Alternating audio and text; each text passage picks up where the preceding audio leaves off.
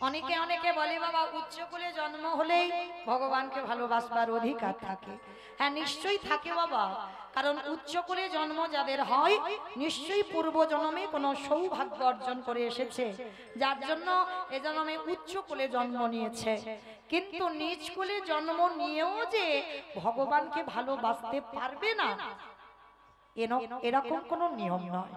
মুচি হয়ে শুচি হয় যদি কৃষ্ণ ভজে, শুচি হয়ে মুচি হয় যদি কৃষ্ণ তজে। ব্রাহ্মণ হয়ে যদি আচরণ তোমার চণ্ডালীর মতো হয়, তাহলে বাবা ব্রাহ্মণ কুলে জন্ম নিয়ে তোমার সকলটাই বিফল। আর চণ্ডাল কুলে কেউ জন্ম নিয়ে কেউ যদি বাবা ব্রাহ্মণের মতো আচরণ করে, সে বাবা চণ্ডাল হলেও সে কিন্তু ভগবানের কৃপা লাভ করে। তো আজকে আমার লীলার মধ্যে প্রকাশ হবে। তো চলেন আজকে আমরা সবাই গেলাম পঞ্চবটির বন। আর এই পঞ্চবটির বনে, এই পঞ্চবটির বনের একাধারে হীরা চণ্ডাল আর মাতা মোহিনী বসবাস করতেন।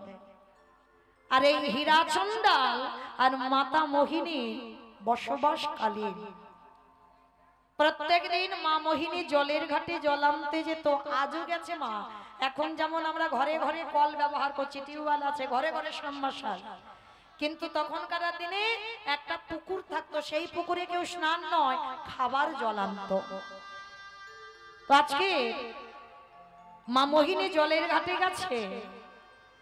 প্রত্যেকটা নরনারী মোহিনীকে দর্শন করে সকাল সকাল বলে উঠলেন, এই সকাল সকাল তোর মতো নারীর মুখ দেখতে হলো? কারণ তোর মতো নারীর মুখ দেখা আমাদের দিনটা ভালো যায় না, কারণ তুই নিঃসন্তানী, তোর মতো নারীর মুখ দেখলে আমাদের মহা পাপ হয়। আর আজকে সকালবেলা তোর মতো নারীর মুখ দেখেছি মানে আমাদের দিনটা ভালো যাবে না। যদি বাবা মোহিনীর ঘরে কেউ ভিক্ষা চাইতে আসে, যদি জেনে যায় মোহিনীর কোনো সন্তান সন্ততি নাই, কোনো ভিক্ষুক এসে মোহিনীর হাত থেকে দান গ্রহণ করতে চায় না, সবাই কটু কথা বলে, সবাই কটু ভাষা বলে। তো আজকে সকাল সকাল মোহিনীকে অনেক অনেক কটু ভাষা বলছে। ছুটতে ছুটতে স্বামীর চরণে এসে স্বামীর চরণটা জড়িয়ে ধরেছে। স্বামী, বলতে পারো আমার কি অপরাধ, বলতে পারো আমার কি অন্যায়,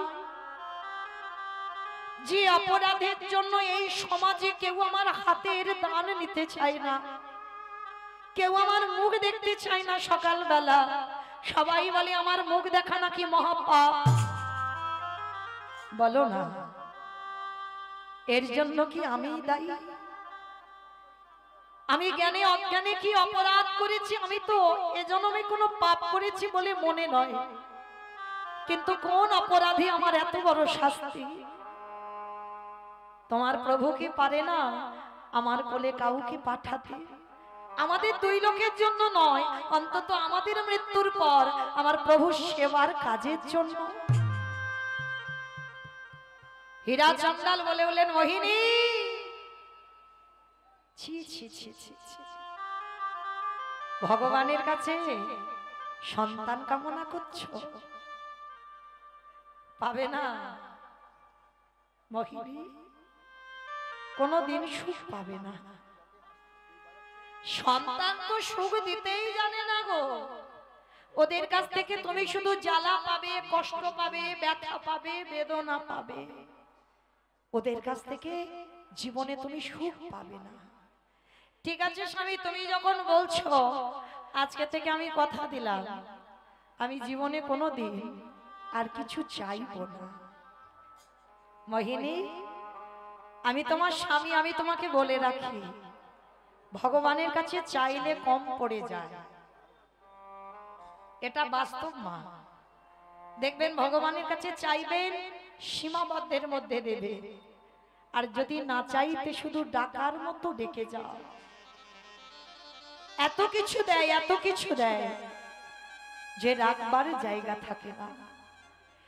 আজকের মোহিনী মা বলল, ঠিক আছে স্বামী, তুমি যখন নিষেধ করছো, আমি কোনোদিন ভগবানের কাছে আর কিছু চাইবো না।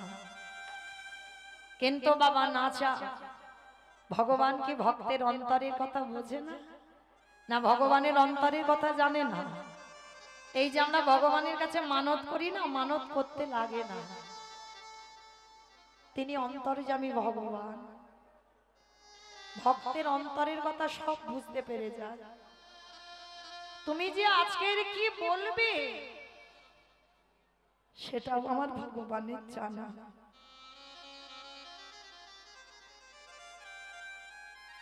মোহিনী বলল, ঠিক আছে স্বামী, তুমি যখন বলছো আমি কখনো আর কিছু চাইবো না।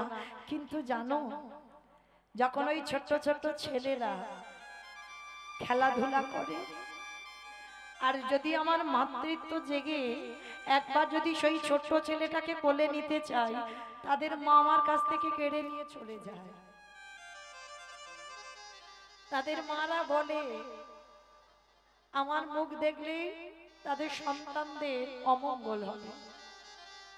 জানো স্বামী, তখন আমি ভগবানের কাছে এসে কাঁদি। বলো না দয়াময়, এই জগতে কেন আমারে কেউ মা বলে না, আমি কেঁদে কেঁদে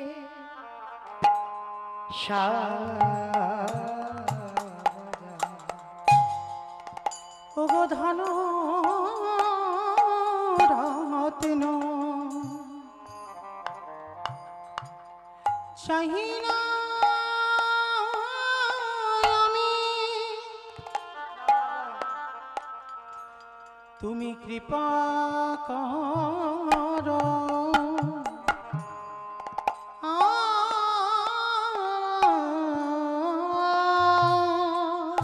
বসে বসে মোহিনী কাঁদছে, আর কাঁদতে কাঁদতে ওই কান্নাটা চলে গেল আমার রঘুপতি রামচন্দ্রের চরণ। হঠাৎ মোহিনী অনুভব করতে পেরেছে ভগবানের কৃপায় সে সন্তানের জননী হবে। যখনই অনুভব করলো, সঙ্গে সঙ্গে বাবা অহংকারে পা মোহিনীর আর মাটিতে পড়ছে না। সঙ্গে সঙ্গে যারা যারা ঘৃণা করতো, যারা যারা বলতো মুখ দেখলে মহাপাপ, তাদেরকে ডেকে ডেকে মোহিনী বলছে, কি গো, তোমরা তো সবাই বলতে আমার মুখ দেখা নাকি মহাপাপ, আমার মুখ দেখে কোথাও গেলে নাকি তোমাদের যাত্রা শুভ হবে। দেখলে তো আমি কেমন অসাধ্যকে সাধন করলাম। লক্ষ্য করেন মা, অহংকার, আর এমন অহংকার দানা বেঁধেছে মোহিনীর হৃদয়ে, ভগবানের অভিমান হলো। হঠাৎ একদিন ভগবান এসে দৈববাণী করলো, মোহিনী মোহিনী, তুমি সন্তান গর্ভে পেয়েছো, তার জন্য তোমার এত অহংকার, তোমার এত গর্ব। তুমি সবাইকে ডেকে ডেকে বলছো তুমি অসাধ্যকে সাধন করেছো।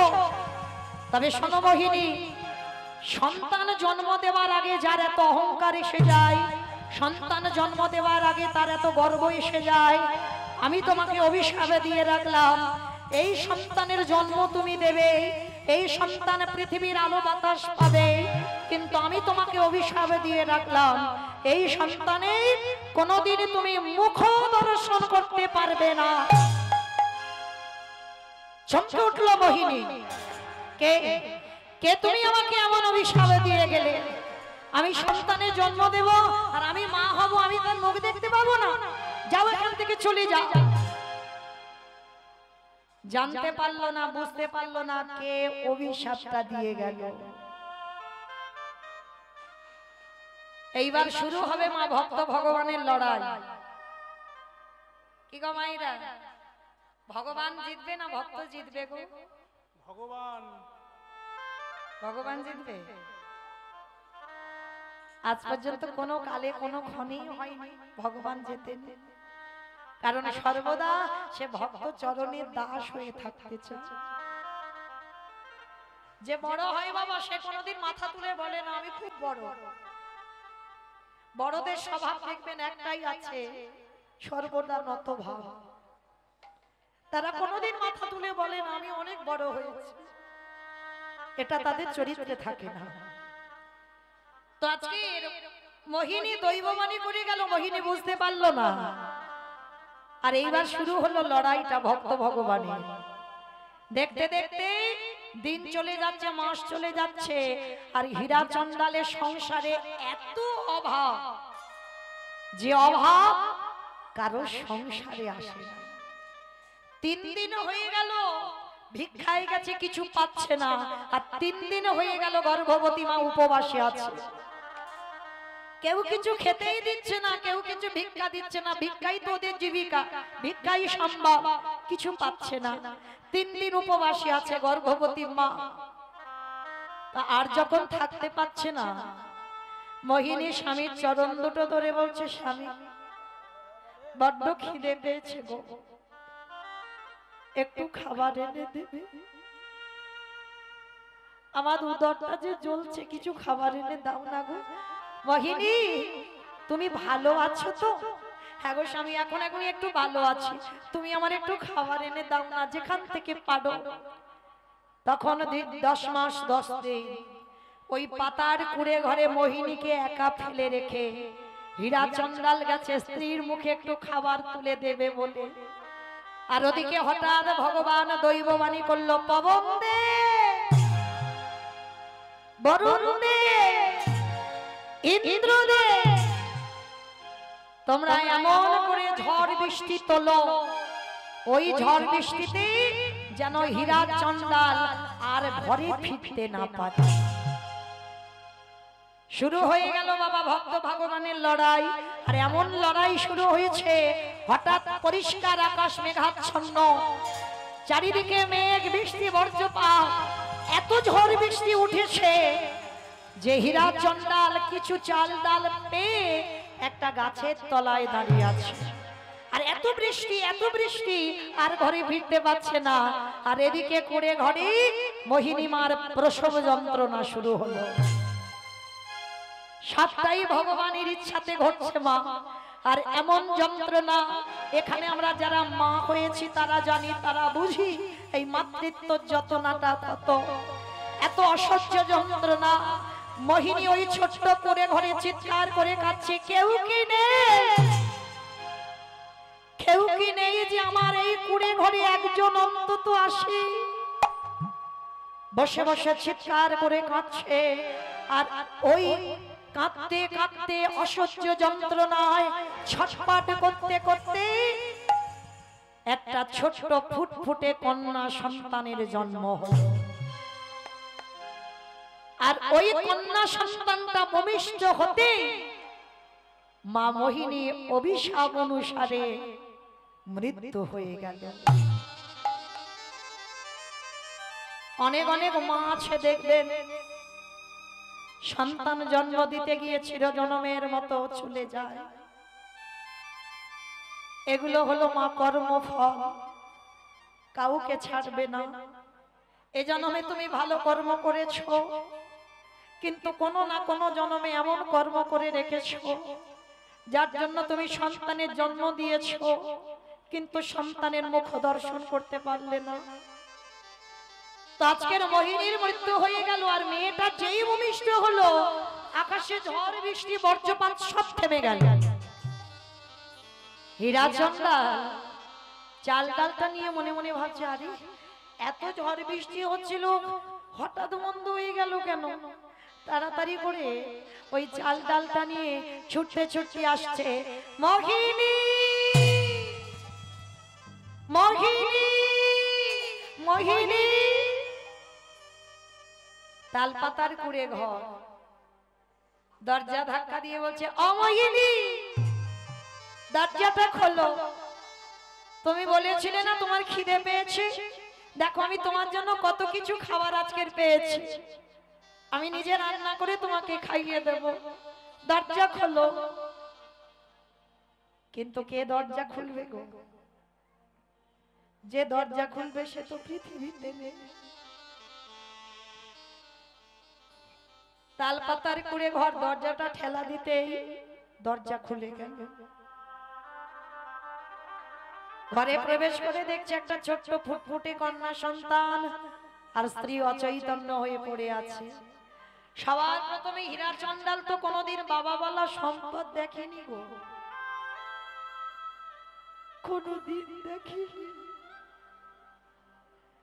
ছুটে গিয়ে ওই ছোট মেয়েটাকে বুকে নিয়ে বলছে, ও মোহিনী, মোহিনী, তুমি বলেছিলে না তোমার মতো একটা কন্যা সন্তান হোক, দেখো দেখো কি সুন্দর তুমি বলেছিলে আমার রঘুপতি রামচন্দ্রের সেবা পূজা করবে, দেখো কি সুন্দর তোমার একটা মেয়ে হয়েছে, ভালো করে দেখো তাকে। অনেকক্ষণ ধরে হীরা চন্ডাল একাই বকে যাচ্ছে, কোনো সাড়া নেই, কোনো আওয়াজ নেই। এ কি, তুমি কি আমার উপরে অভিমান করে চুপচাপ আছো, তুমি কথা বলছো না কেন? পুরুষ মানুষ তো অত কিছু বুঝতে পারছে না। অঙ্গটা স্পর্শ করেছে, দেখছে অনেকক্ষণ আগে দেহ রেখেছে, নাসিকায় হাত দিয়ে দেখছে নিঃশ্বাস পড়ছে না। চিৎকার করে ডাকি দিল, মোহিনী, ওগো দয়াময়,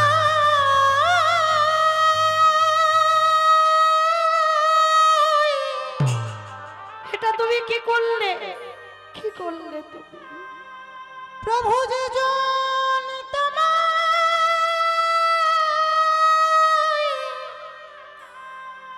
তোমায় ভালো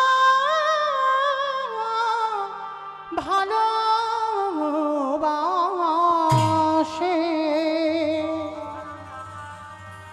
তারে কি এমনি করে কাঁদিতে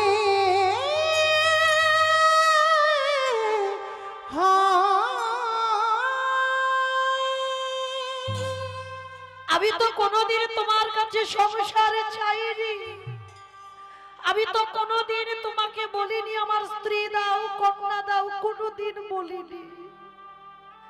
সব দিয়ে যদি কেড়ে নেবে, কে বলেছিল আমার এমন সংসার দিতে?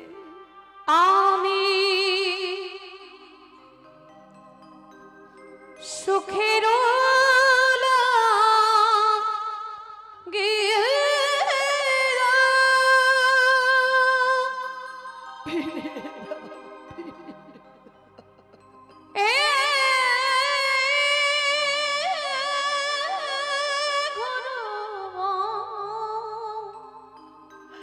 ফিরিয়ে দাও তুমি আমার স্ত্রী। বাঁধিল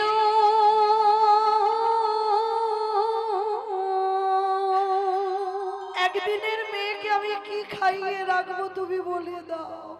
অনালি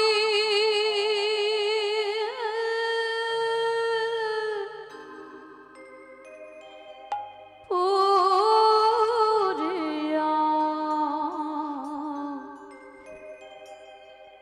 গেল রে, ফিরিয়ে দাও। অনালি পুরিয়া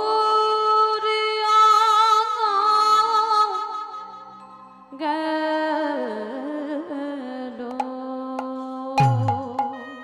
আমি কোনোদিন সুখ চাইনি তোমার কাছে, কোনোদিন।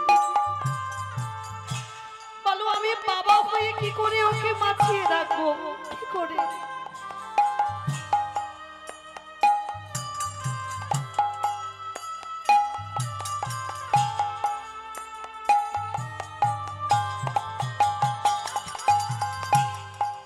আমি আমি সাগরে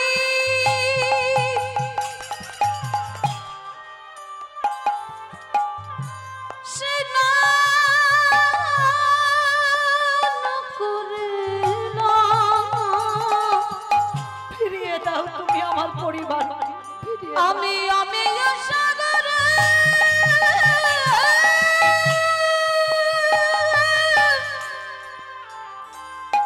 স্নান করিলাম।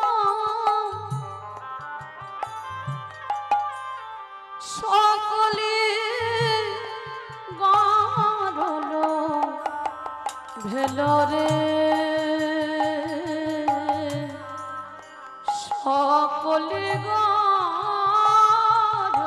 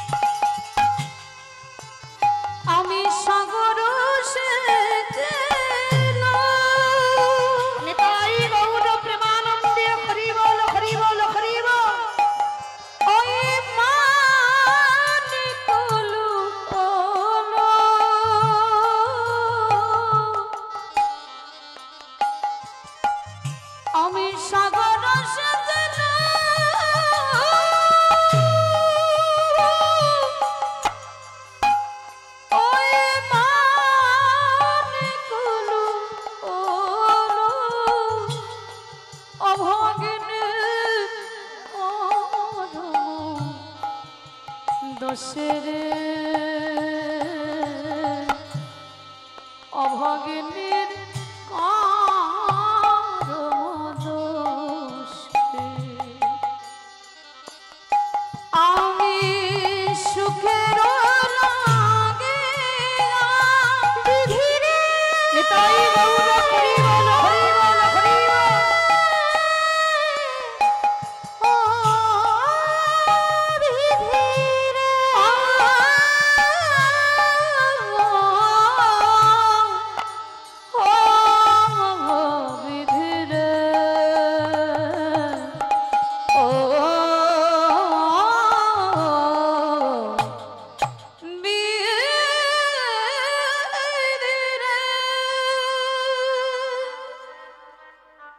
সন্তান জন্ম দিয়ে যদি মা চলে যায়, কে গো মায়েরা বাবা মানুষ করতে পারবে? ভালোবাসে, বাবাও ভালোবাসে, মাও ভালোবাসে। মায়ের ভালোবাসাটা হচ্ছে মাধুর্য, আর বাবার ভালোবাসা একটু ঐশ্বর্য থাকে। মার মতো করে কেউ ভালোবাসতে পারবে না। আর এই জগতে মনে রেখো, মা যার মা চলে যায় এই পৃথিবীতে তার সব চলে যায়। একদিনের একটা বাচ্চা কি খাবে? ভিক্ষায় যাবে, আজ দেবে, কাল দেবে, পরশু দেবে, তারপরে কি আর দেবে? হীরা চন্দাল কাঁদছে, স্ত্রীর দাহ কাজ সম্পূর্ণ করলো, ওই একদিনের মেয়েটাকে নিয়ে বসে বসে কাঁদছে। বলো না ঠাকুর, আমি আমার এই মেয়েটাকে কি খাইয়ে রাখবো? আমি কি করে ওকে মানুষ করব? আর বসে বসে যখন কাঁদছে, ওদিকে আমার ভগবান থাকতে পারলো না। ভগবান মনে মনে ভাবছে, ভক্তকে তো জগতে পাঠালাম, কিন্তু ভক্তের খাবারের ব্যবস্থাটা তো করে দিতে হবে। স্বর্গ থেকে একটা কাম ধেনুকে পাঠিয়েছে। এই স্বর্গের কাম ধেনুর একটা নিয়ম আছে, মায়ের কাছে যে যা চায়, সোনা দানা, টাকা পয়সা, মণি মাণিক্য, যে যা চাইবে তাকে তাই দিয়ে দেয়। স্বর্গ থেকে এই কাম গাভীটাকে পাঠিয়েছে, কাম ধেনুটাকে। হীরা চন্দালের বাড়ির ধারে এসে হাম্মা হাম্মা রবে ডাকছে গাভীটা। হীরা চন্দাল ছুটে গেছে, দেখে না সামনে একটা গোমাতা দাঁড়িয়ে আছে। আর ওই গোমাতার সামনে গিয়ে বাবা একটা পাত্র নিয়ে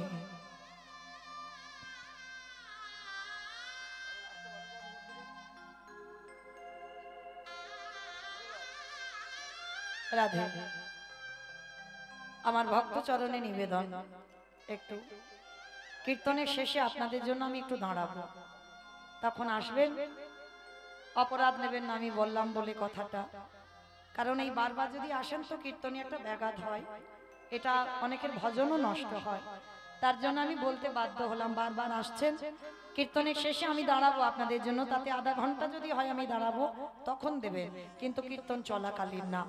নিতাই গৌর প্রেমানন্দে হরি বল।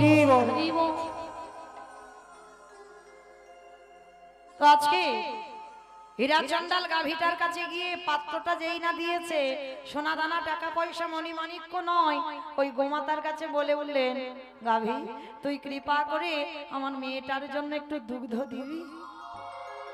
যেই না বলেছে, দুগ্ধটা দহন করতে হলো না বাবা, আপনি থেকে ওই গাভীর বাঁট দিয়ে দুগ্ধ পড়ে ওই পাত্রটা ভর্তি হয়ে গেল। আর যেই না ভর্তি হয়ে গেল, হীরা চন্দাল ওই দুগ্ধটা জাল দিয়ে মেয়েটাকে খাওয়া। প্রতিদিন গাভীটা ঠিক একটা মা যেমন সন্তানকে ভালোবাসে, গাভীটা প্রতিদিন সময় মতো আসে, দুধ দেয়, আবার চলে যায়। আহারের ব্যবস্থা তো হলো। ভগবান মনে মনে চিন্তা করছে, এর তো প্রথম পরীক্ষাটা নিয়ে নিলাম, এর মাকে কেড়ে নিলাম, কিন্তু দিব্যি তো ভক্ত রয়ে গেল, আর একটু যাচাই করতে হবে। কি গো, যে করে আমার আশ তারে করি সর্বনাশ নয়, কখনো সর্বনাশ করে না। এইটা কীর্তনিয়ারা আমরা বলছি ভুল, আর আপনাদের শোনা ভুল হয়ে যাচ্ছে। যে করে আমার আশ তারে করি সর্বনাশ। সর্বনাশ আলাদা, সব নাশ আলাদা। ভগবান ভক্তের সব নাশ করে। কি নাশ? জায়গা জমি ঘর বাড়ি টাকা পয়সা বন্ধু বান্ধব যাকে তুমি বেশি ভালোবাসো ভগবান চিরজনমের মতো কেড়ে নেবে, সব নাশ করে দেবে। সব নাশের পরেও তুমি যদি তার চরণ না ছাড়ো, তারপরে ভগবান বললেন আমি হয়ে যাই সেই দাসের অনুদাস। তো আজকের ভক্ত বাৎসল্য ভগবান কি করেছে দেখো মা, এসে দাঁড়িয়েছে ভক্তের দরজায়, গাভী হয়ে তো গোমাতা হয়ে দুগ্ধ দিয়ে চলে যাচ্ছে। আর দেখতে দেখতে ওই মেয়েটার বয়স দাঁড়িয়েছে 6 বছর। হীরা চন্ডাল মেয়েটাকে কোলে পিঠে করে মানুষ করছে। হীরা চন্ডাই হলো তার মা, হীরা চন্ডাই তার বাবা। আর মেয়েটাকে বলছে জানিস মা, আমার বলতে যা কিছু আছে সবরই, আমার বলতে যা কিছু আছে সবরই। মেয়েটার নাম রেখেছিল সবরী। 6 বছর বয়স মেয়েটার। আর মেয়েটাকে শেখাচ্ছে শোন মা সবরী, যা কিছু খাবি, যা কিছু খাবি সবটাই কিন্তু আমার রঘুপতি রামচন্দ্রকে দিয়ে খাবি। আর শোন, কারোর কাছ থেকে অযাচিত ভাবে কিছু নিবি না। এই যে বাবা আমরা অনেক অনেক ভক্ত আছি না, শুধু নিতে শিখেছি, বিনিময়ে দিতে শিখিনি। এইদিকে একটু খেয়াল রাখতে হবে। যেমন তুমি নেবে তেমন তোমাকে রিটার্ন ফেরত দিতে হবে। না হলে বাবা হিসাবের খাতায় কি হবে? শুধু তো নিয়ে রেখেছো, দিচ্ছ না তো কিছু। তাহলে যেমন নিতে হবে তেমন তোমার ফিরিয়ে দিতে হবে। তা বাবা হীরা চন্ডাল শিখিয়েছে মা, কারোর কাছ থেকে অযাচিত ভাবে হাত পেতে কিছু নিবি না। আর যদি বা নিস, বিনিময়ে তাকে কিন্তু কিছু দিয়ে রাখবি। ঠিক আছে বাবা, তুমি যখন বলছো তাই হবে। ওই মেয়েটাকে নিয়ে বাবার সংসার। তো একদিন বাবা, মেয়েটা সকালে ঘুমাচ্ছে, বাবা ভিক্ষায় গেছে, ঘরে কিছু নেই, ভিক্ষা করে আনলে তবে খাওয়া হবে। আর আজকে ওই ছোট্ট মেয়েটা ঘরে ঘুমিয়ে আছে। আর ঘুমের ঘরে মা ঘরের কোণে একটা প্রদীপ জ্বলছিল। আর ওই সবরই ঘুমের ঘরে পাটা লেগে ওই প্রদীপটা উল্টে পড়ে যায়। আর যখনই উল্টে পড়ে গেল, ঘরের মধ্যে পাতার করে ঘর, প্রদীপটা পড়ে গিয়ে ওই আগুনটা লেগে গেল। কুড়ে ঘরটা দাউ দাউ করে জ্বলছে। সবরই তখন নিশ্চিন্তে ঘুমিয়ে আছে। স্বর্গের কামধেনু মনে মনে চিন্তা করছে, একি আমি তোকে মাতৃস্নেহে মানুষ করছি, কারণ ওর যদি কিছু হয়ে যায় আমার মাতৃত্বে কলঙ্ক হবে।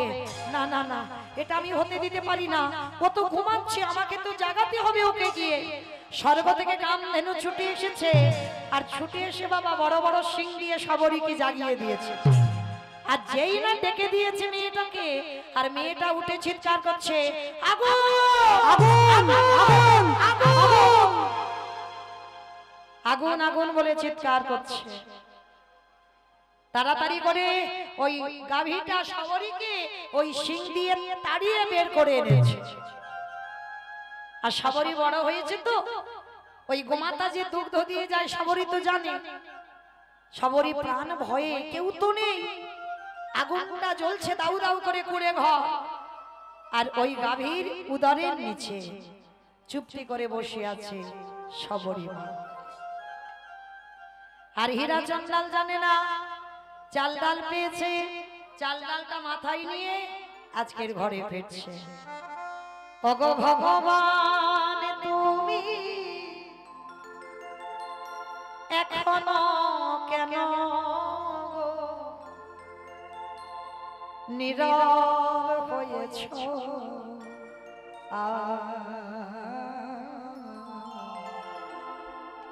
তোমার সৃষ্টি, তোমার বিধান মানে না কে গো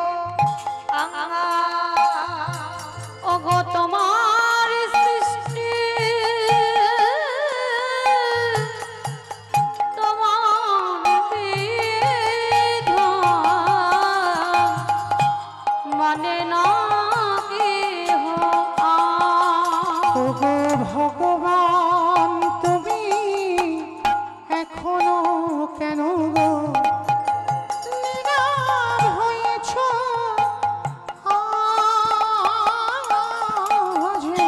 তোমার সৃষ্টি তোমার বিধান মনে না কেহ ওগো তোমার সৃষ্টি তোমার বিধান মনে রাখে ভয়া।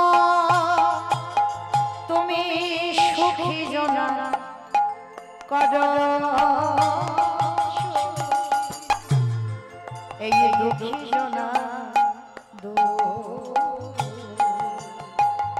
ওগো তোমার সৃষ্টি তোমার বিধান মনে না কেহ ওগো ভগবান তুমি এখনো কেন গো নীরব হয়েছ আজ? তোমার সৃষ্টি তোমার বিধান মানে না কেহ ওগো তোমার সৃষ্টি তোমার বিধান মানে না কেহ যেই না এসে কুড়ে ঘরের সামনে দাঁড়িয়েছে দেখে না ততক্ষণে ওই কুড়ে ঘরটা দাউ দাউ করে জ্বলছে। হীরা চন্দাল চিৎকার করে ডাক দিল সবরি ওরে সবারি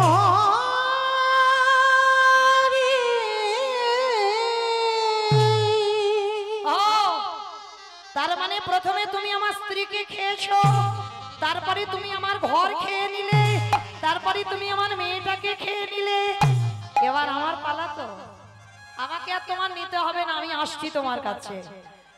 আজকের সাধ চিন্তায় আজকের ওই হীরা চন্দাল ছুটতে ছুটতে ওই সরুজু নদীর জলে সবে ঝাঁপ দিতে যাবে, আত্মঘাতী হবে বলে। আর এদিকে বাবা দেখে না ওই যে গাভীটা বসে আছে, পিছন থেকে ডাক দিল বাবা। কে কি আমায় বাবা? আমার সবরীর গলা, সবরী কিছু হয়নি, সে কই? হঠাৎ দেখলো কি জানো, বট বৃক্ষে তলে সবরী।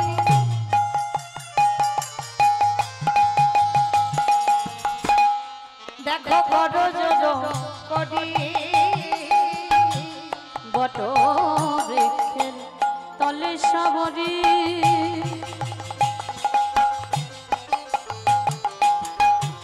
সে যে বড় জড় করি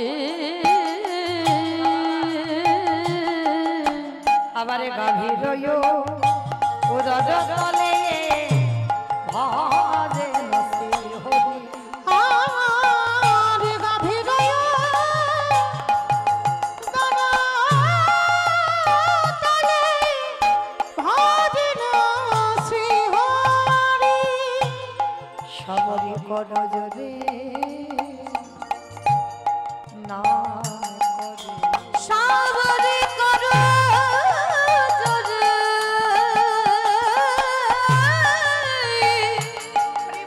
দেখো নাম করে আজের হৃদয় মন্দিরে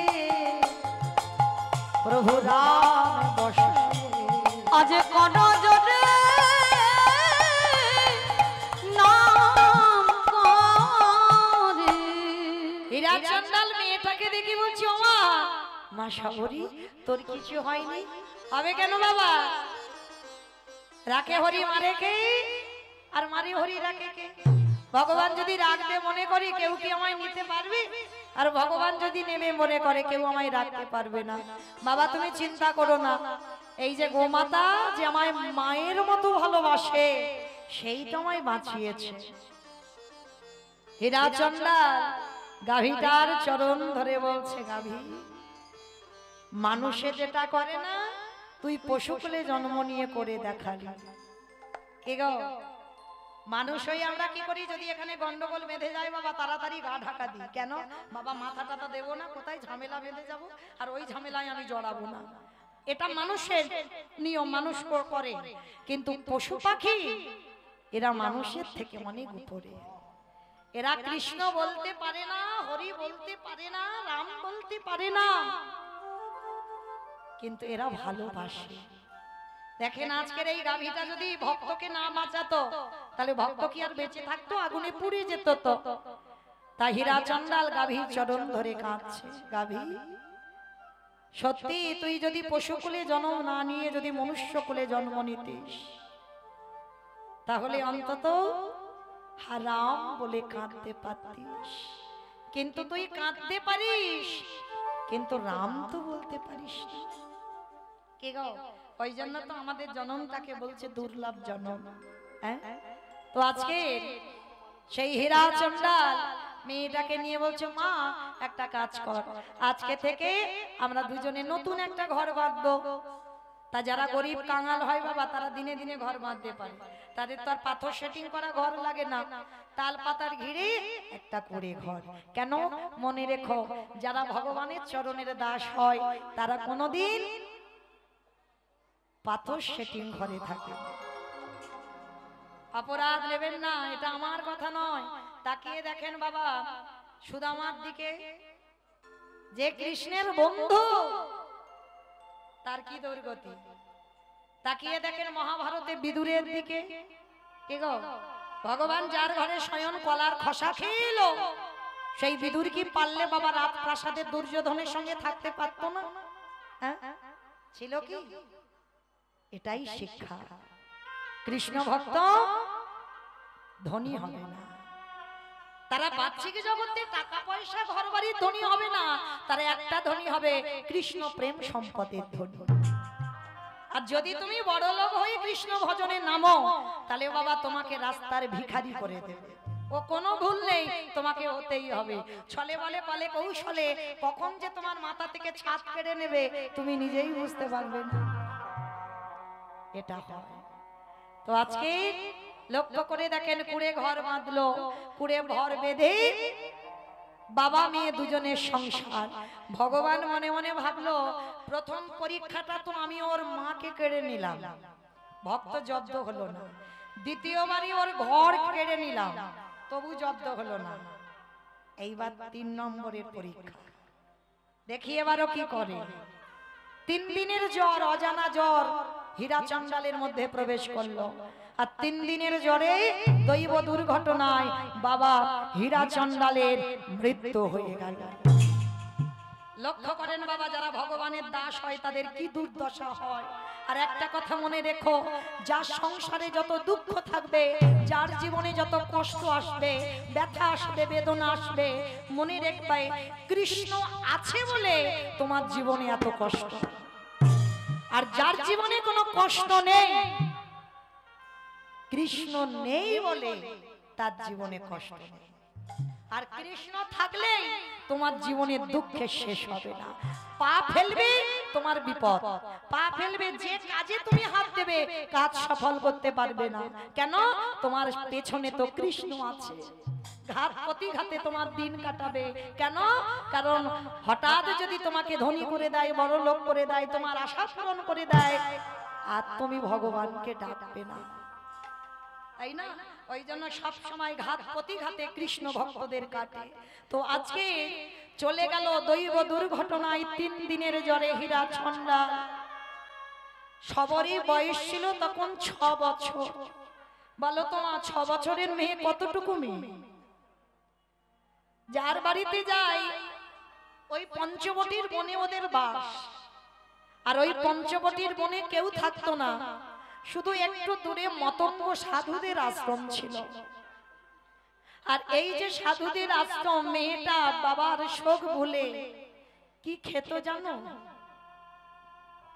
ভক্তের জীবনীটা দেখে, কতটুকু কৃষ্ণ বলে কেঁদেছো, কৃষ্ণ পাবে। কতটুকু জীবনে কষ্ট পেয়েছো, কৃষ্ণ পাবে। কতটুকু, কতদিন তুমি তুলসী তলায় জল দিয়েছো, তুমি কৃষ্ণ পাবে। কষ্ট পেতে শেখো, কাঁদতে শেখো। সবরের জীবনটা দেখো, বাবার মৃত্যুর পর একা তো কি খায় জানো? মতঙ্গ সাধুরা উচ্ছিষ্ট খেয়ে যেগুলো বেশি হয় ফেলে দেয়, থালাতে পড়ে থাকে। কুকুর বিড়াল খায়, আর ওই কুকুর বিড়ালের সঙ্গে সবরই মা গিয়ে খিদের জ্বালায় একটু করে তুলে খায়। দেখবে বাবা রাস্তার পাগল ভিখারি যারা খায় না, কুকুর বিড়াল খাচ্ছে ওরাও খাচ্ছে, ওদের দেহটা চিকিৎসা করে দেখবে বাবা রোগ পাবে না। আর আপনারা আমরা এত আরামে আছি, ওষুধ না খেলে দিন চলবে না। হরি বল হরি বল। ভগবান বলে পৃথিবীতে যার কেউ থাকে না তারই তো আমি আছি। ওই এঁঠোগুলো খাচ্ছে খিদে জ্বালায়, আর সবরীর বিবেক যেন দংশন করছে। সবরীর বিবেক যেন বলছে আমার বাবা তো আমাকে বলেছিল মা সবরী, কারোর কাছ থেকে কিছু নিতে গেলে বিনিময়ে কিছু দিবি, কিন্তু আমি তো কিচ্ছু দিতে পারি না, আমার কি আছে আমি দেব, কিন্তু আমি কিছু দিতে না পারি, আমি চুরি করে সাধু সেবা করব। বাবা চুরি করে সাধু সেবা করা যায়? সবরী মা করেছিল চুরি করে সাধু সেবা। কিরকম জানো? 6 বছরের মেয়েটা দিনের বেলা বাড়িতে থাকতো, আর সন্ধ্যা হবে মেয়েটা বাড়ি থেকে বেরিয়ে যেত জঙ্গলে। বাঘ সিংহ শিয়ালের কোনোদিন ভয় পায়নি। মেয়েটা জঙ্গলে যেত কেন? ওই সাধুরা রান্না করবে, ওদের জ্বালানি কাঠ গুড়িয়ে রান্নাঘরে গুছিয়ে দেবে, আর এরা বুঝতে পারবে না সাধুরা ওই জ্বালানি কাঠে রান্না করে প্রসাদ পাবে, আর তাতে কি হবে? সবরী চুরি করে সাধু সেবা হবে। তা সবরী 6 বছরের মেয়ে দিনের বেলা বাড়িতে সবাই দেখতে পায়, আর যেই সন্ধ্যা নামবে বেরিয়ে পড়বে সাধু সেবার জন্য। একেবারে বলে রে, একেবারে বলে রে, একেবারে বলে রে আমার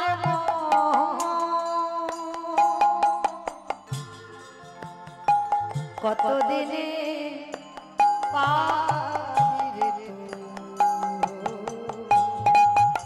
সাধুর শ্রীচরণ। উলুধ্বনি মাইয়া বলে রে একেবারে বল রে, বলে রে আমার কতদিনে পাবি রে তুই সাধুর শ্রীচরণ। একেবারে বলে রে, একেবারে বলে রে, একেবারে বলে রে আমার কতদিনে পাবি রে তুই সাধুর শ্রীচরণ। হরি মোহ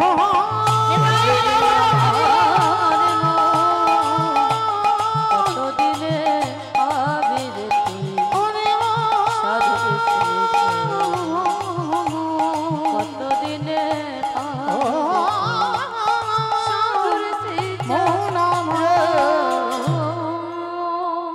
আজকে যেই না এসে বাবা ওই ছোট্ট মেয়েটা কাঠের বোঝাটা শুকনো শুকনো কাঠ ডাল থেকে ভেঙে এনে সবে রান্নাঘরে ফেলেছে, আর ওই মতঙ্গ সাধুরা মেয়েটার হাতটা ধরে বলেছে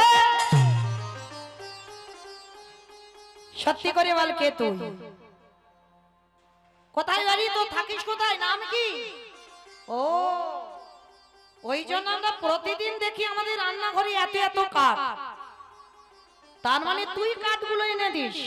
এই তোর নাম কি, থাকিস কোথায়, বাবা মাকে? সবরী মাথা নিচু করে ধরা পড়ে গেছে, তো মাথা নিচু করে বলছে আমি অন্য কেউ নই গো, আমি এই পঞ্চবটির এক ধারে থাকি, আমি সবরী। যেই না বলেছে সবরী চমকে উঠেছে সাধুর দল।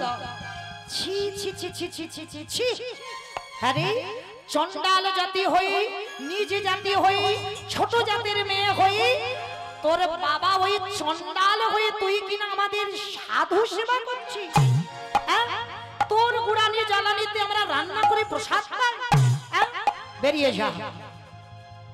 এত এত কথা বলছে ছোট্ট মেয়ে সবরী করজোর করে বলছে বাবাজি তোমরা কে আমাকে বারবার বলছো আমি চণ্ডালিনী, আমি ছোট জাত, আমি মেলোচ্ছ কুলে জন্ম, বলো আমার অসুবিধে নেই।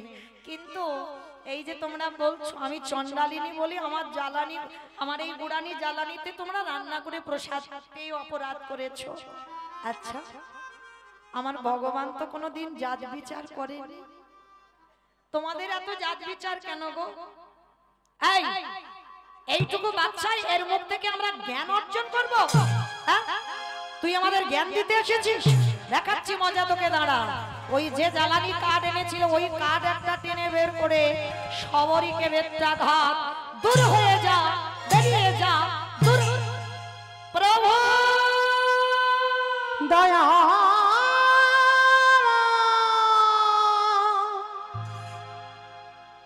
এত মারা মেরেছে গো, সর্ব অঙ্গ থেকে রক্ত ঝরে ঝরে পড়ছে। এত মারা মেরেছে ওই মেয়েটাকে, ছোট্ট বাচ্চা মেয়েকে। এতটুকু সাধুদের হৃদয়ে মায়া দয়া নেই। ওরাই তো জাতের বিচার করে, ওরা তো জাতের ভেদাভেদ করে। এত মারা মেরেছে, অঙ্গ থেকে ঝরছে রক্ত, মা ধরিত্রীর অঙ্গে পড়ছে রক্তবিন্দু। মা ধরিত্রী কেঁপে উঠল, প্রভু তোমারে ভালোবাসলে তার বুঝি এইরকম করে তুমি শাস্তি দাও? ওইটুকু দুধের মেয়ে জন্মের আগে, জন্ম দিতে গিয়ে মা চলে গেল, মার ভালোবাসা পেল না। 6 বছর বয়সে বাবাকে কেড়ে নিলে, বাবার কাছেও রাখলে না, মেয়েটাকে একাকী করে দিলে। কি গো, ভজনের পথে নামতে গেলে ভগবান শিক্ষা দিয়ে গেল, জীবনটা চলার পথ তোমার একা, এসেছো একা, যাবে একা, ভজনও করবে তুমি একা।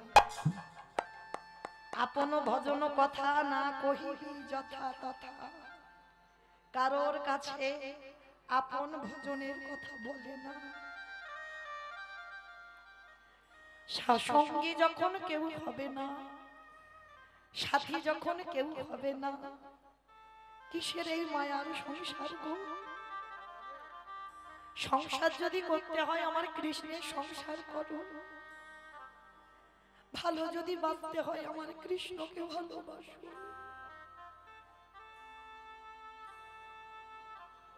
তার কাছ থেকে কোনোদিন কটু ভাষা পাবে না, কোনোদিন রাগ অভিমান কিছু পাবে না, যদি তুমি একবার কৃষ্ণের সংসার করতে পারো।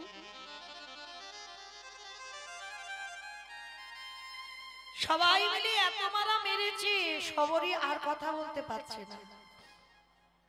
ওদের মধ্যে একজন সাধু ছিল, যার নাম হচ্ছে রামানন্দ স্বামী। এই রামানন্দ স্বামী হলো সবরই দীক্ষা গুরু।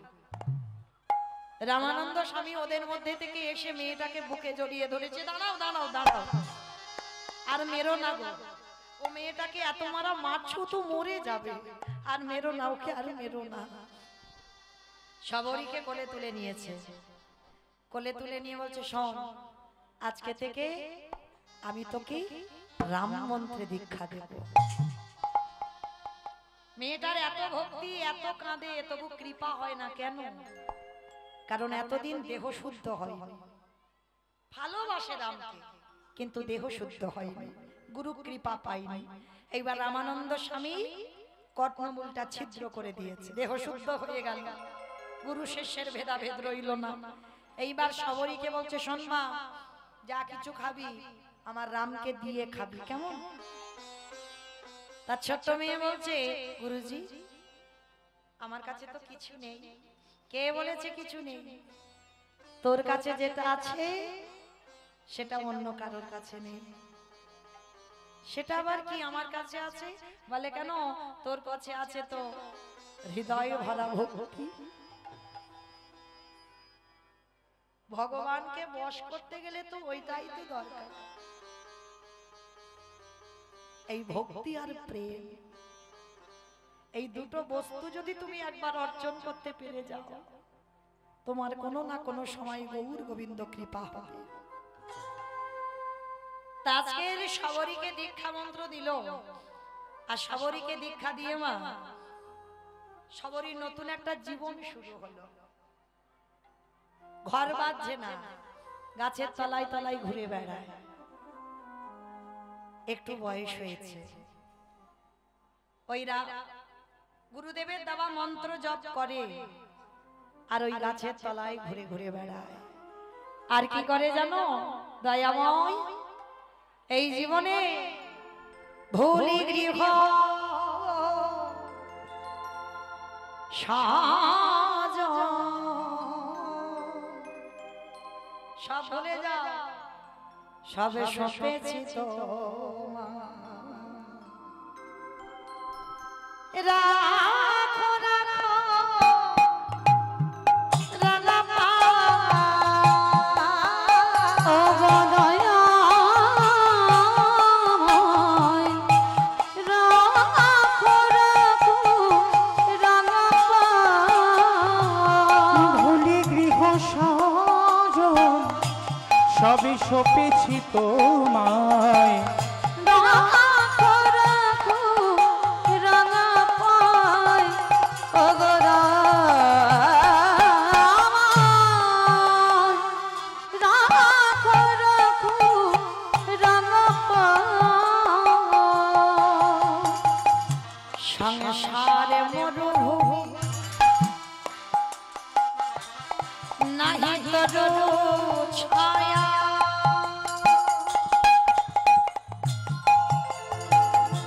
নাম নীল দশা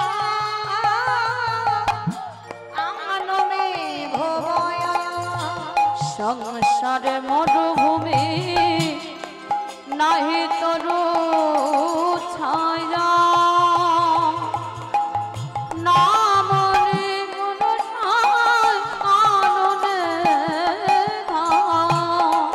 আনন্দ নিপবনে নন্দ দোলারে আনন্দ নৃপবনে নন্দ দুলারে আনন্দ নিপবনে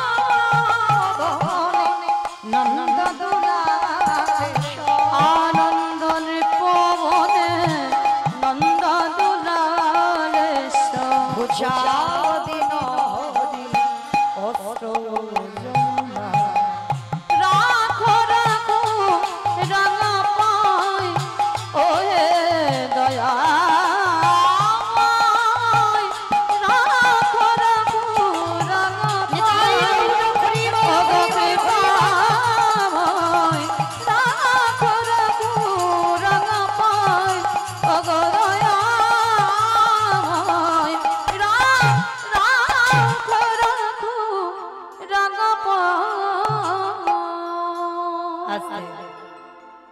এইবার সবরই প্রত্যেকটা দিন ওই জঙ্গলে জঙ্গলে ঘোরে, একটা করে গাছে থেকে ফল পাড়ে, একটু করে খায়। যেটা টক যেটা তিতো সেটা নিজে খেয়ে ফেলে, আর যেটা সুস্বাদু ফল যেটা মিষ্টি সেটা ঝুড়িতে করে রেখে দেয়।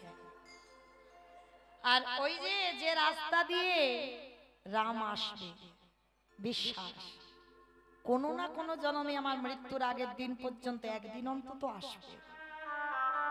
প্রতিদিন জঙ্গল থেকে ফুল পাড়ে, ফুলগুলো পেড়ে একটু একটু করে ছিঁড়ে নিয়ে এই নয়নের মণিতে বলিয়ে দেয়।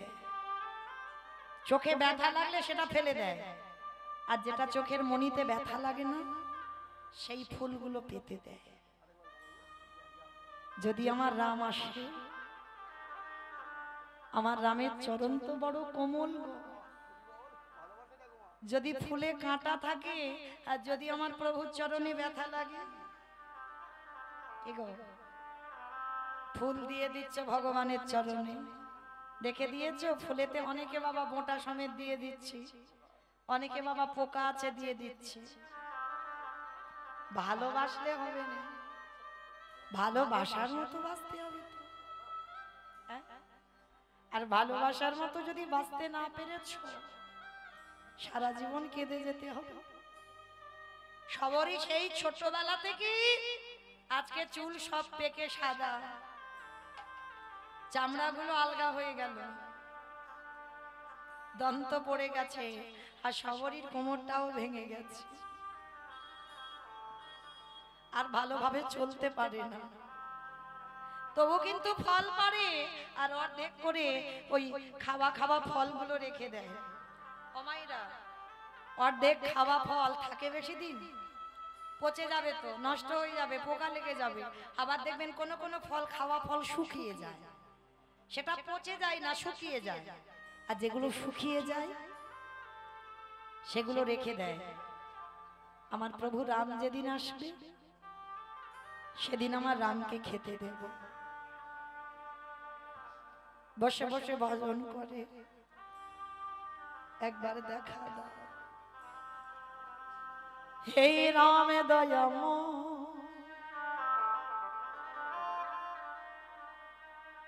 তোমার চরণে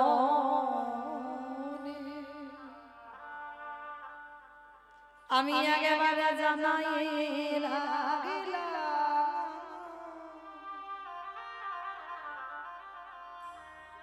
একেবারে কৃপা করে করুণা করে তুমি একবার আমায় দর্শন দাও।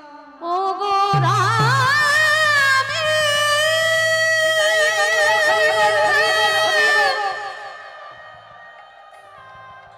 ও গো কৃপা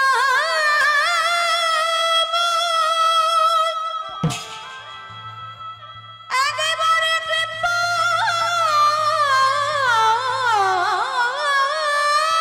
করে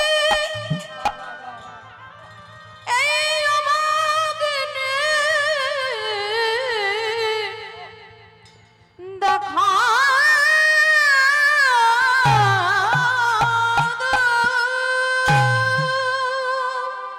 আজ নয়নের জলে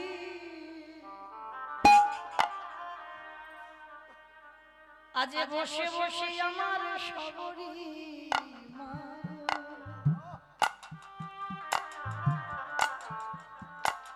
কাঁদে আর বলে রাম দয়াম,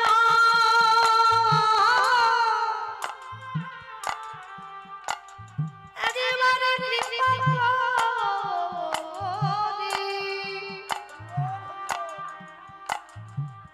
একেবারে করুণা করে তুমি একবার আমার দর্শন দাও।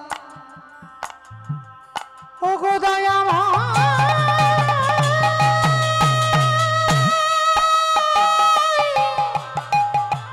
হরি বল হরি বল। তোমারই আশা পথে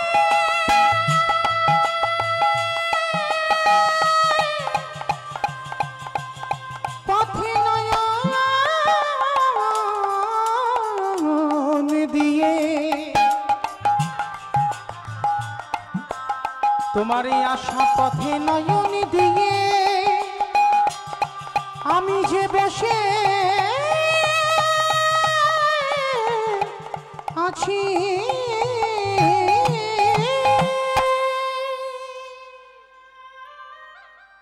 রঘুপতি রামচন্দ্র আর ওই ক্রন্দনধ্বনি সহ্য করতে পারল না। লক্ষণের হাতটা ধরে এসে দাঁড়িয়েছে বাবা,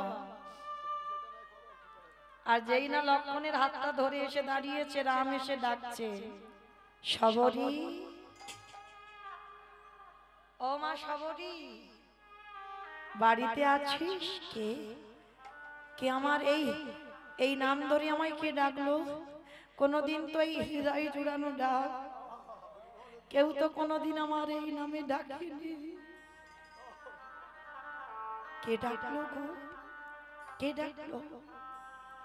কোমর ভেঙে গেছে তো শবরী, লাঠি ঠুকতে ঠুকতে এসেছে, আর এসে যেই না দাঁড়িয়েছে দেখে না দুইজন বালক, অপূর্ব রূপ তাদের, নয়নটা যেন পদ্ম পলাশ লোচন হরি, গলায় বন ফুলমালা, পরনে পিতু বস্ত্র। কে রে বাবা তোরা? তোদের তো কোনোদিন এই জঙ্গলে দেখতে পাই না, আমি অনেক দিন ধরে আছি কিন্তু দুজনকে কোনোদিন দেখিনি, তোরা কারা?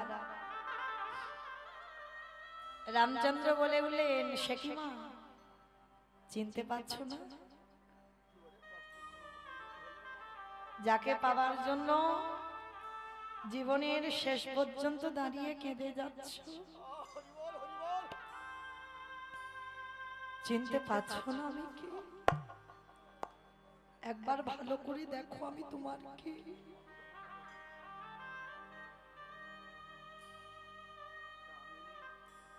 যেই না এসে দাঁড়িয়েছে, আমি চিনতে পারছি না বাবা, বয়স হয়েছে তো, চোখ আবছা আবছা দেখি। বললাম, বাবা তুই কি? মা, আমি তোমার রঘুপতি রামচন্দ্র। চমকে উঠেছে, কি বললি? রাম, রাম এসেছিস আমার দুয়ারে? আয় বাবা, কিন্তু আমি কোথায় বসতে দেব তোকে? আমি এমন কাঙালি, এমন জনম দুঃখী, তোকে বসতে দেবার মতো আমার ঘরের জায়গাটুকু নেই। দাঁড়া দাঁড়া, আমি দেখছি। আচ্ছা মা, ভগবান যদি তোমাদের ঘরে আসে, তোমরা কিসে বসতে দেবে? নয় একটা সিংহাসন দেবে, নয় একটা আসন পেতে দেবে। সাক্ষাতে যদি ভগবান দেখতে পাও, এটাই তো আমরা করব। কিন্তু সবরই মাত্র তাও নেই গো। তাহলে কিসে বসতে দেবে? না আছে আসন, না আছে সিংহাসন, কিছু নেই। তাহলে কিসে বসতে দেবে? ছুটে গেল গাছের তলায়। গাছের তলায় গিয়ে বাবা কিছু শুকনো পাতা এনেছে। শুকনো পাতা দুটো পেতে দিয়ে বলছে, প্রভু প্রভু বস। তুমি তো জানো না দয়াময়, তোমাকে বসতে দেবার মতো আমার ঘরে কিছু না। আমার যা কিছু রইল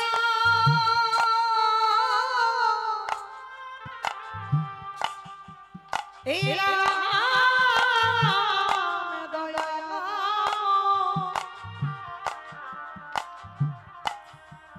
আমি তোমার চরণে নিবেদন করলাম। বস। শুকনো পাতা দিয়েছে, রাম বসেছে লক্ষণকে নিয়ে। আমার চরণ ধোবাবে কি দিয়ে? কে গো, আমরা হলে তাড়াতাড়ি করে কাঁসার ঘটিতে করে জল এনে চরণ ধোবাতাম, কিন্তু সবরই মাত্র তাও নেই। তাহলে কি পা ধোয়াতে পারবে না?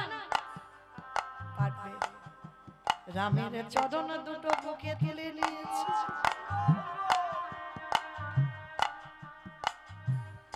বাচ্চিক জগতের কোন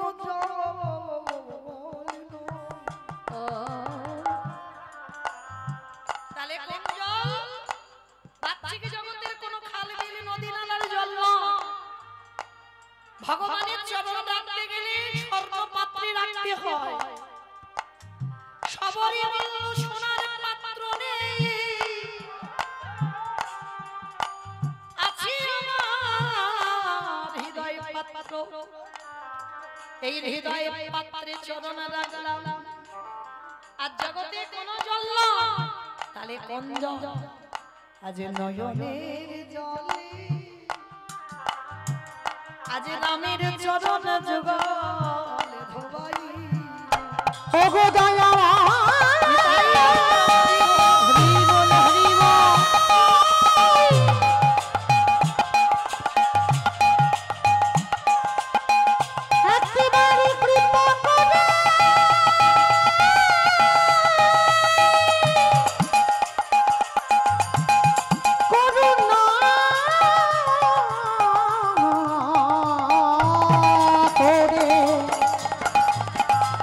তোমার চরণে আমায় আশ্রয় দাও।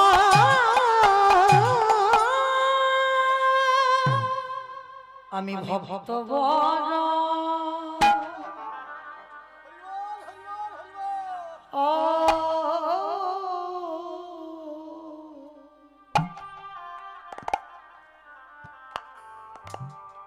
ভালো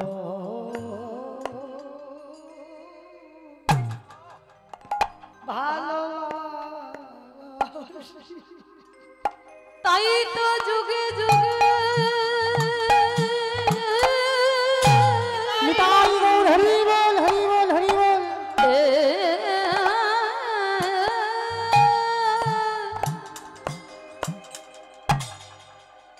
ভক্তের কাছে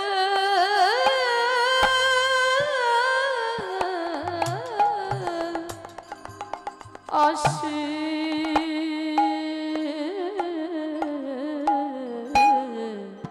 আমি যে ভক্ত বড়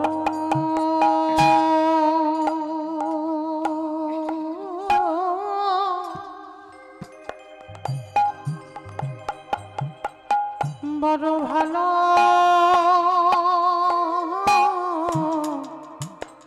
ভালোবাসি আমি তো ভক্ত ছাড়া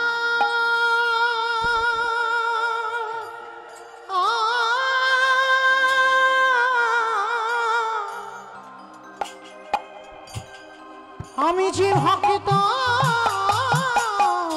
ছাড়া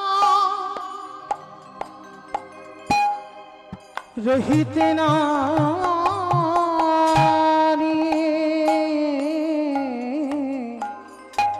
আমি যে ভক্ত বড়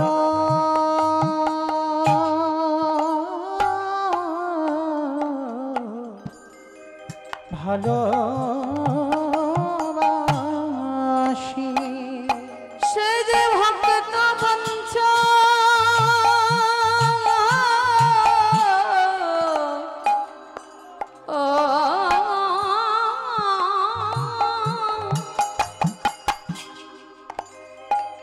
ভক্ত বঞ্চ পূর্ণ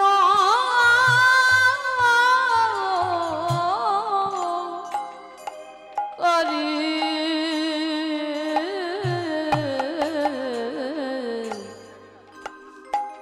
আমি ভক্ত বড়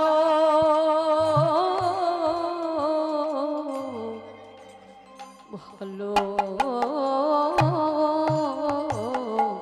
বাসি শুধু এ যুগে না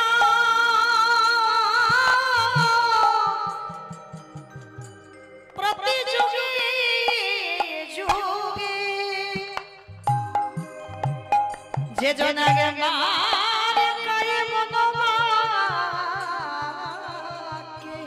যে জনে নয়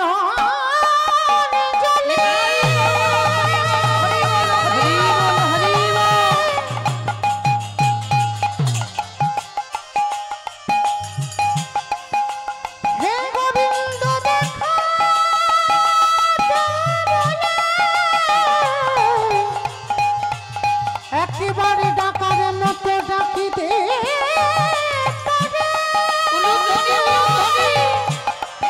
সেই ভক্তে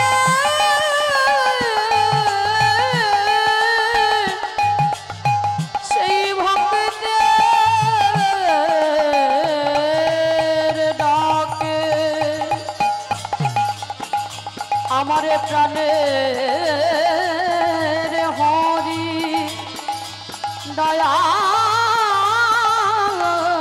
দয়াল হরি সেই ভক্তের দ্বারে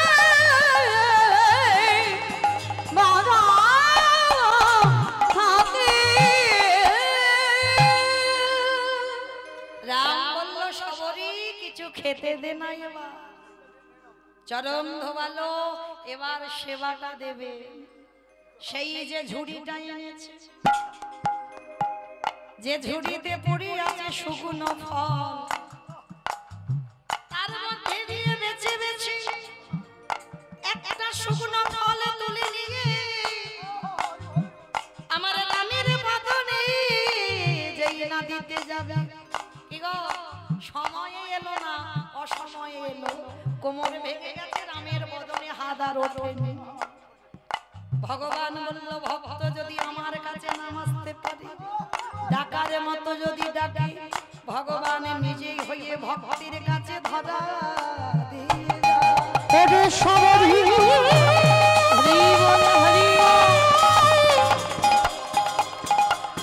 এ জগতে সবাই আমায় ভালোবাসে বটে রে কিন্তু তোর মতো করিয়ে আমায় কেউ ডাকে না।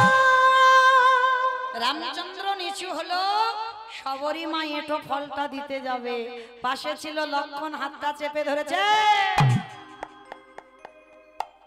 আমার দাদা রাজভোগ সেবা করে, স্বর্ণ থালার উপরে থালায় ফল মিল মিষ্টান্ন কত কিছু দামি দামি খাবার খায়, আর তোর ওই মুখে থুতু লালা লেগে আছে, আমার দাদাকে খেতে দিচ্ছিস? হ্যাঁ? লক্ষণ ফলটা কেড়ে নিয়ে সবরীর হাত থেকে দূর করে ফেলে দিল। সবরী রেগে গিয়ে বলে উঠলেন, অপদার্থ, তোর এত বড় স্পর্ধা, আমার ভক্তি মাখানো, আমার প্রেম মাখানো, আমার ভালোবাসা মাখানো, সেটা দেখলি না, শুধু আমার মুখে থুতু লালা লেগে আছে সেটাই দেখলি? তবে তুই ভগবানের ভাই হলেও আমি ছেড়ে দেব না। আমার এই প্রেম ভক্তি ভালোবাসা মাখানো ফল আমার রামকে খেতে দিলি না। আমি তুই ভগবানের ভাই হলেও অভিশাপ দিলাম, যেদিন মৃত্যুর সঙ্গে লড়াই করবি, আমার এই ফল তুই যেখানে দূর করে ফেলে দিলি, এর থেকে যে গাছ জন্মাবি, ওই গাছের রস না হলে তুই কোনোদিন প্রাণে বাঁচবি না, বাঁচবি না, বাঁচবি না। সেই যেদিন রাম রাবণের যুদ্ধ হলো, লক্ষণ শক্তিশালী পড়লো। আর লক্ষণ যখনই শক্তিশালী পড়লো, সুসেন বৈদ্য বলেছিল, রাম ভাইকে যদি বাঁচাতে চাও, সূর্য ওঠার আগে বিশল্য করলি পাতা আনো। কে যাবে? ভক্তপ্রবর বীর হনুমান।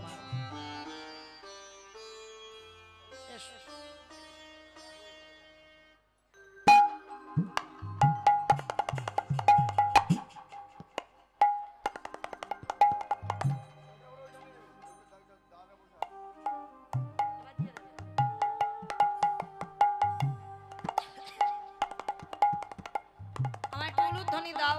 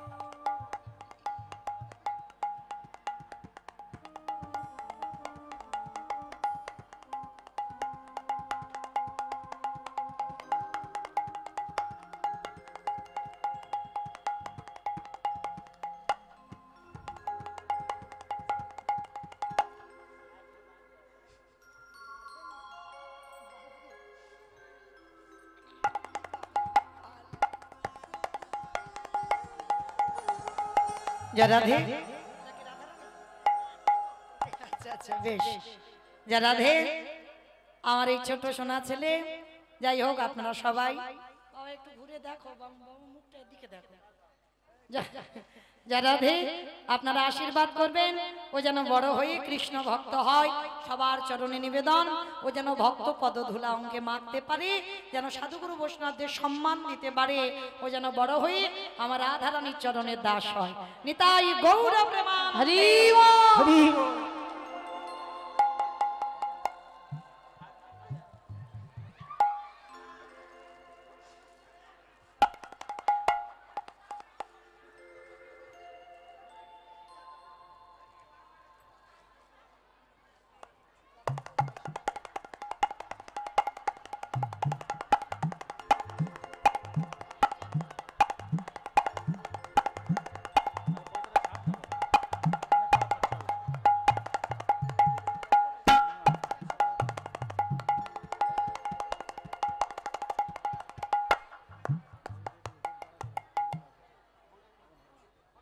নিতাই গৌর প্রেমানন্দে হরি বল হরি বল হরি বল।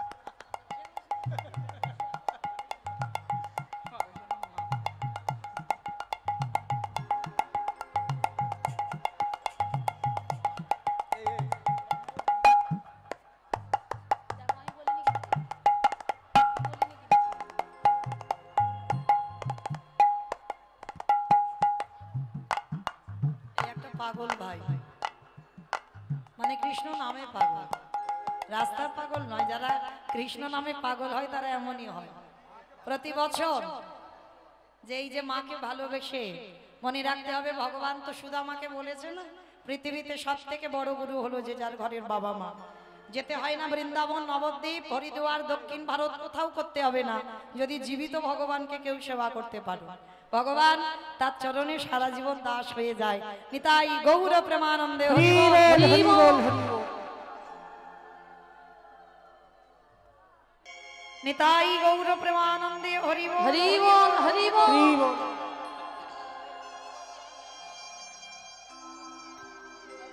জয় রাধে। আশীর্বাদ করেন না যেন সুস্থভাবে এইরকম ভাবে হাঁটতে চলতে কথা বলতে বলতে যেন অনেক চলে যায়। কারণ যেতে তো হবে বাবা, মৃত্যুকে ভয় পেতে নেই। কারণ মৃত্যু সবার দরজায় দাঁড়িয়ে আছে। আজ হোক, কাল হোক, পরশু হোক, আসবে। কারণ আমার রঘুপতি রামচন্দ্রকেও দেহত্যাগ করতে হয়েছে, আমার ভগবান কৃষ্ণকেও দেহত্যাগ করতে হয়েছে, চৈতন্য মহাপ্রভুকে দেহত্যাগ করতে হয়েছে, সবাইকে। তাহলে ভগবান তিনি দেহত্যাগ করলেন আর আমরা মনুষ্য শরীর নিয়ে এসেছি, আমাদের তো যেতে হবে। কিন্তু মনে রেখো, আমিটা তো মরবো না। এই যদি আমি মৌমিতা, আমার যদি মৃত্যু হয়, আমার দেহের মৃত্যু হবে, এই আমিটা মরবো না। দেখবেন যদি কোনো ব্যক্তি মরে যায়, এই মৌমিতাটা কিন্তু আমি নয়। আমি মরে গেলে দেখবে সকাল হবে, রাত্রিবেলা যদি মরে যায় সকাল হবে, সমস্ত আত্মীয়রা বলবে মরাটাকে বের কর, একবারও বলবে না মৌমিতার দেহ বের কর। তাহলে সবার আগে তোমার নামটা চলে যাবে। তাহলে নামটা তুমি নও, তাহলে তোমার মধ্যে আমিটাকে, আমিটা হলো আমার পরমাত্মা রূপী ভগবান। এই আমিটার মৃত্যু হয় না। জামা কাপড় পুরানো হয়ে গেলে বাতিল দেওয়া হয়, দেহটাও পুরানো হয়ে গেলে বাতিল দিয়ে নতুন দেহ ধারণ করো। তাহলে মৃত্যুতে কোনোদিন ভক্তরা শোক করে না, তারা মৃত্যুর জন্য সবসময় তৈরি হয়ে থাকে। কেন?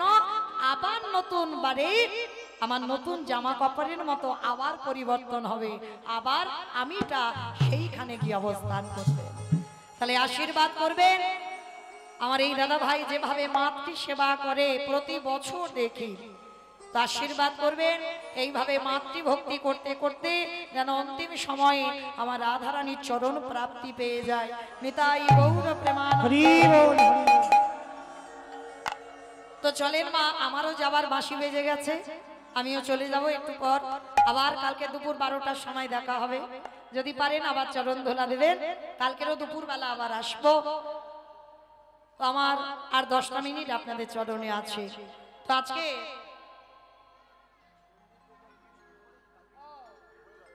রাধে। হ্যাঁ, যারা ভাইরা ইউটিউব করছো, একটা নিবেদন, কালকের দিনটা ক্ষমা করে দিও, কালকের আমি ইউটিউব করতে দেবো না, এইটুকু আমার অনুরোধ তোমাদের কাছে, কেমন? কারণ তোমাদের সব আশা আমি পূরণ করি, আমারও একটা আশা আছে, কালকে কেউ ইউটিউব করবে না, এইটুকু অনুরোধ। নিতাই গৌর প্রেমানন্দে। তো আজকে যেই না এসে দাঁড়িয়েছে বাবা, সেই যে রাম রাবণের যুদ্ধে লক্ষণ শক্তিশালী পড়ল, হনুমান দায়িত্ব নিয়েছিল বিশল্য করলি পাতা আনতে হবে। আর এই বিশল্য করলি পাতাটা কোথা থেকে জন্ম হলো?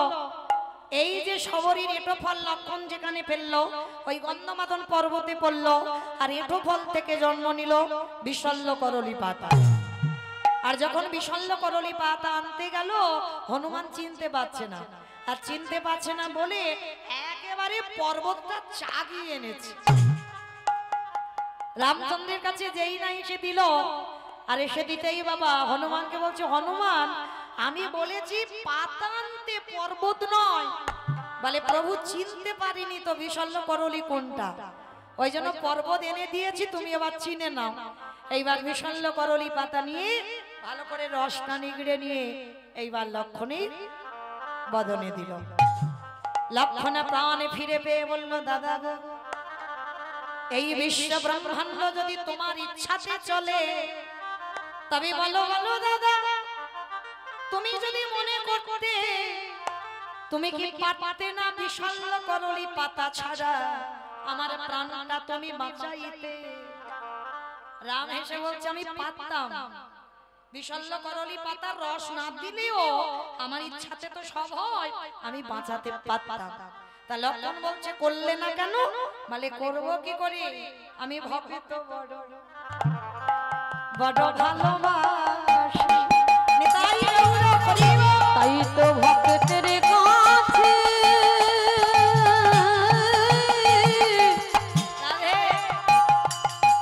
ভক্তের কাছে ছুটে আসে, আমি ভক্ত বড় ভালোবাসি। আস্তে আজকে রামচন্দ্র বলছে, আমি যদি তোকে বাঁচাতাম তাহলে তো আমি মিথ্যাবাদী হয়ে যেতাম। সেদিন সবরই কেঁদে কেঁদে বলল, রাম দয়াময়, আমার ওই যে উচ্ছিষ্ট ফল যেখানে পড়লো, ওর থেকে যে গাছ হবে, ওই গাছের পাতার রস লক্ষণকে দিলে তবে বাঁচবে। তাহলে আমার কথা খিলাফ হয়ে যেত, ওই জন্য তো এই কাজ করলাম। তাহলে সেদিন লক্ষণ সবরই থুতু লালা লেগেছিল বলে আমার মুখে দিলি না, কিন্তু আজকে দেখলি তো সেই ভক্তে থুতু লালা লেগে আছে, সেই তো তোকেই সেবা করতে হলো। হ্যাঁ, আমি প্রতিটা যুগে যুগে বলেছি, আমার হতে আমার নাম বড়, নাম হতে আমার ভক্ত বড়, ভক্ত হতে তার চরণ ধুলা। আমি যে ভক্ত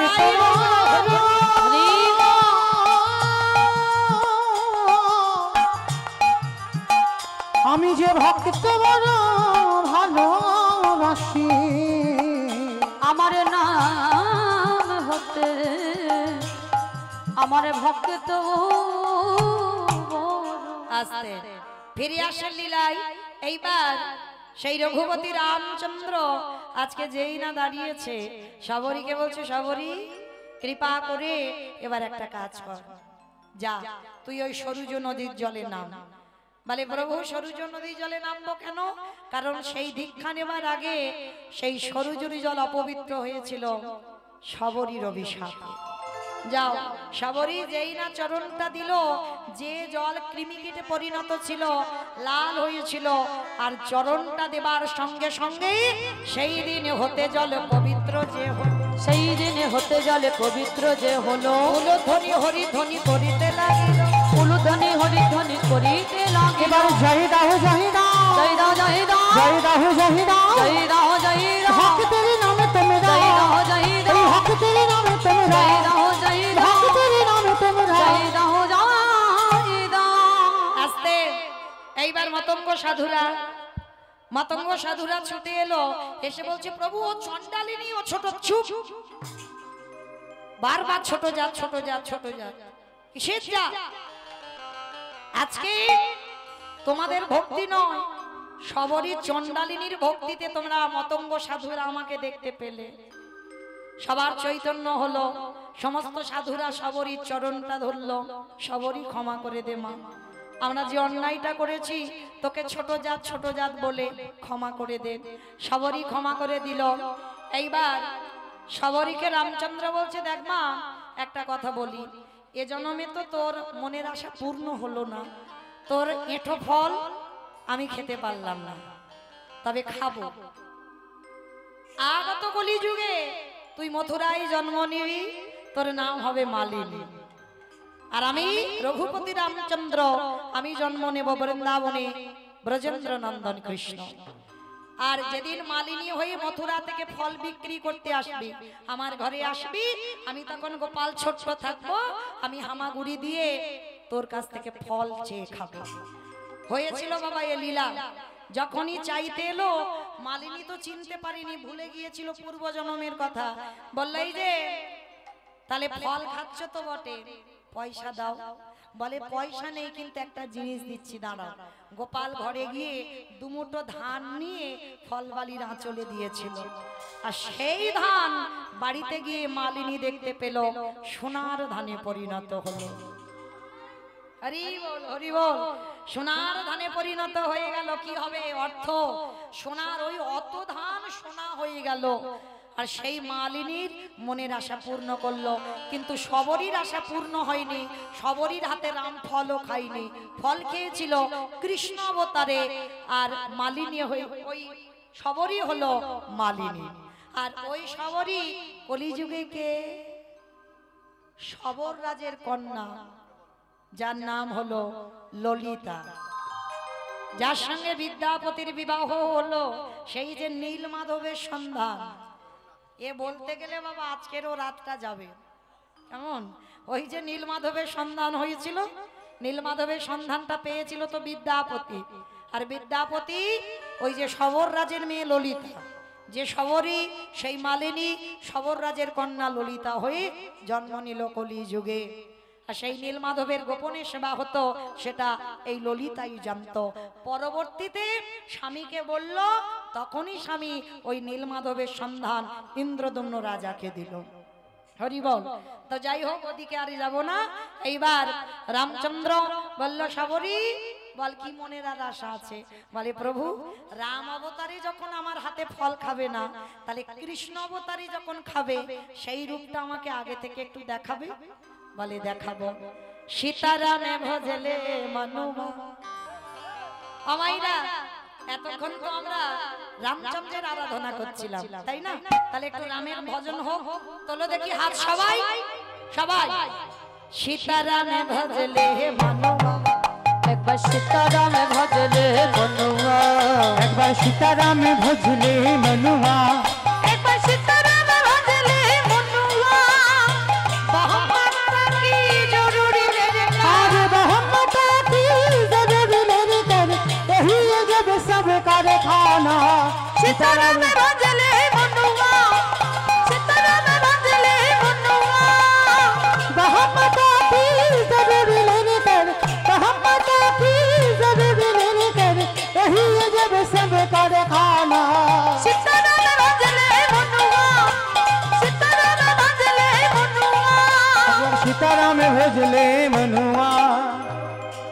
এইবার রঘুপতি রামচন্দ্র সবরীকে দর্শন দিয়েছিল ত্রেতা যুগে, আজকের ব্রজেন্দ্র নন্দন কৃষ্ণ রূপে। হরি বল। মাইরা সবাই ভালো থাকবেন, সুস্থ থাকবেন। আবার আপনারা কালকে ঠিক বেলা 12টার সময় পদধূলা দেবেন। স্বামের বামে দাদা গেল নবীন কিশোরী গো। ও কৃষ্ণ হরে হরে, হরে রাম হরে রাম, রাম রাম হরে হরে। বলো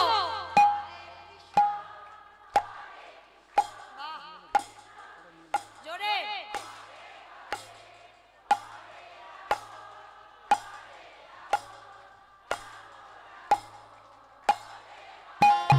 হরে কৃষ্ণ হরে কৃষ্ণ, কৃষ্ণ কৃষ্ণ হরে হরে, হরে রাম হরে রাম, রাম রাম হরে হরে। বলো হরে কৃষ্ণ।